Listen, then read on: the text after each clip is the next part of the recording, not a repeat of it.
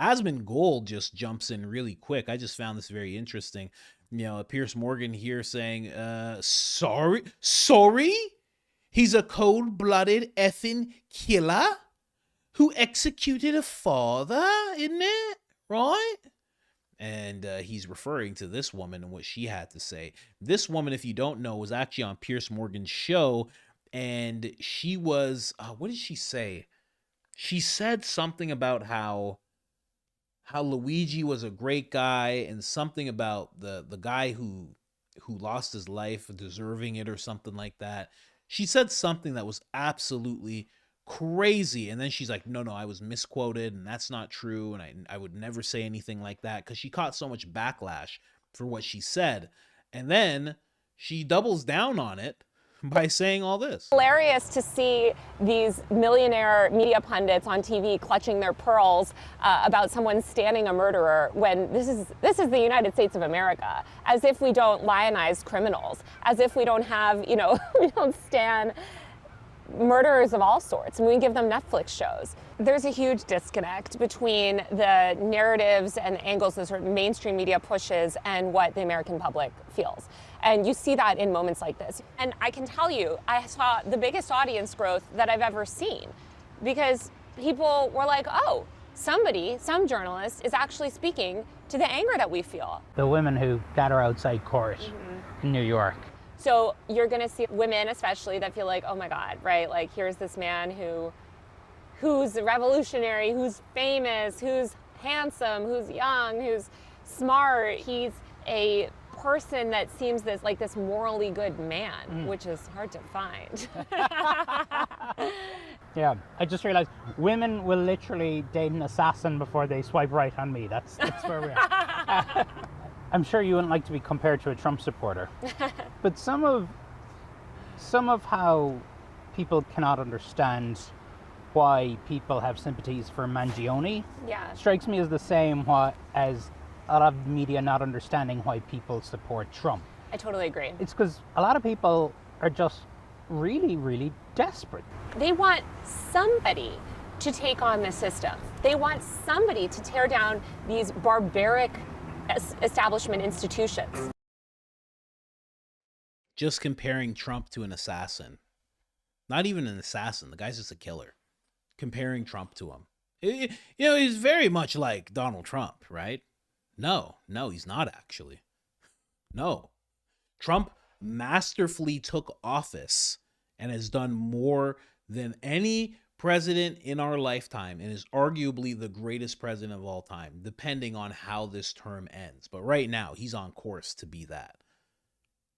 He's not the same as some guy that walked up behind a guy and shot him in cold blood and took away a father from their children and a husband from a wife. Believe it or not, he's not the same as that person. I know it's hard for some people to believe. And this lady actually exposed herself a little bit, because the reason that she's doubling down, I just realized this, the reason she's doubling down on the comments that she said she never said is because she experienced audience growth. So now that her audience has grown a little bit, and she realizes there's a little bit of money towards this, and people will subscribe to her Substack, or whatever she has going on in social media, then she's like, okay, well, I guess I can talk. Now that I realize everybody's cool, now I'll tell, okay, let's talk about this. We love murderers in the United States. That's not true. That's actually, you know what? That's actually not true. It's like, we give them Netflix specials. I don't. I'm not doing that. Is it you? Are you the one that gives them the Netflix special? Or is it the demented media executives who do that and push that on us? Which is it? Because we don't ask for that. You think there's somebody out there that's like, if you could please make a show about the Boston bomber, and please make James Franco play him, please. You think that's not happening? They do that. They do that to us. They figure that out. They make the show as tantalizing as possible. They make the person look misunderstood, and make the person look good, and make the person look like a hero or an anti-hero. They do that. We don't do that. I'm not writing scripts. I'm not getting any Netflix checks. Get out of here. We love them. What? This lady doesn't know about predictive programming. It's programming in general. We don't love that. What is she talking about? We actually love killers. Ladies love a rebel. But ladies also don't like to get assaulted. It's funny. The rebels also do things like that, right? Rebels do some messed up things. We just don't think of people who do horrible things as quote unquote rebels. You know, I used to think Che Guevara was a rebel, and then I realized, oh, he just murdered a bunch of people in cold blood. I was like, oh, okay.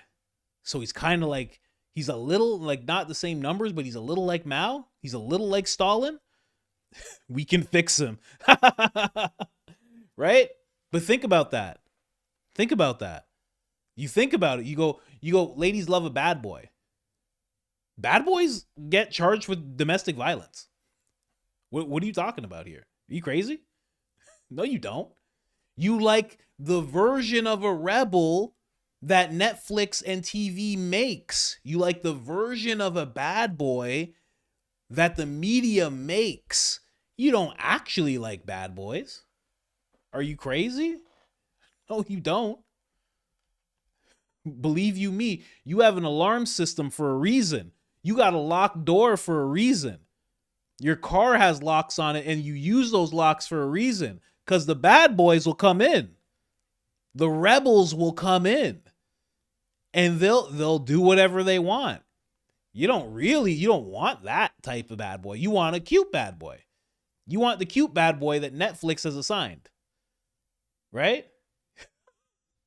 Some guy that looks like Matt Rife, the comedian. Right? That's what you're looking for. You're looking for a bad boy that looks like Matt Rife. And they're like, okay, Matt, could you just make sure? That's what you're looking for. And Netflix is like, you're the guy. Let's go, Matt. He's like, okay, I'll play the bad boy. And he pouts as he's being the bad boy, and he flips his hair. That's what you're looking for. You don't want a real bad boy. Some Irish dude with pub tattoos and prison tattoos. You don't want that. You know? Some guy from Boston that robs banks, steals from his mom if he has to. You don't want that bad boy. That's not what you're looking for. Yeah, you have to be handsome. Nobody wants an ugly bad boy. Oh my god, yeah, of course.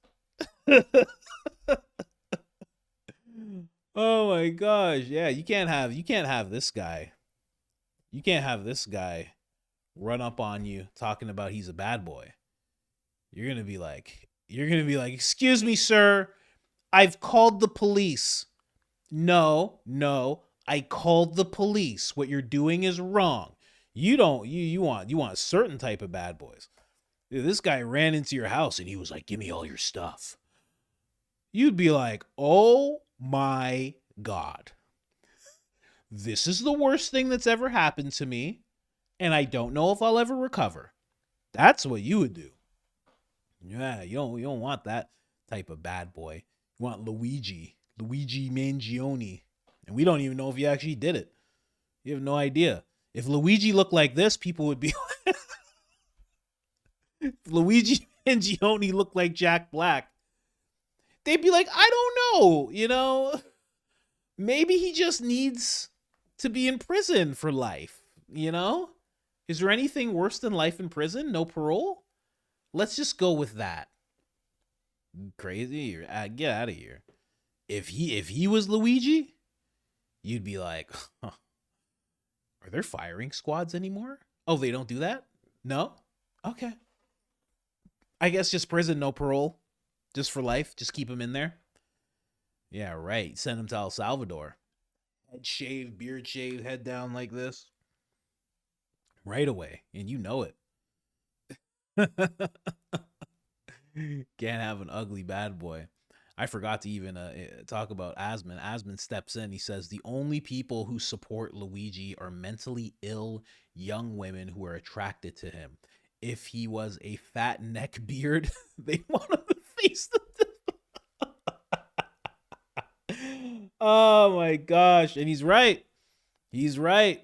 Asmund is right. 100% he's right, man. Don't nobody want that. Don't nobody got time for that. Are you kidding me? Hilarious. All right, let's get into Trump.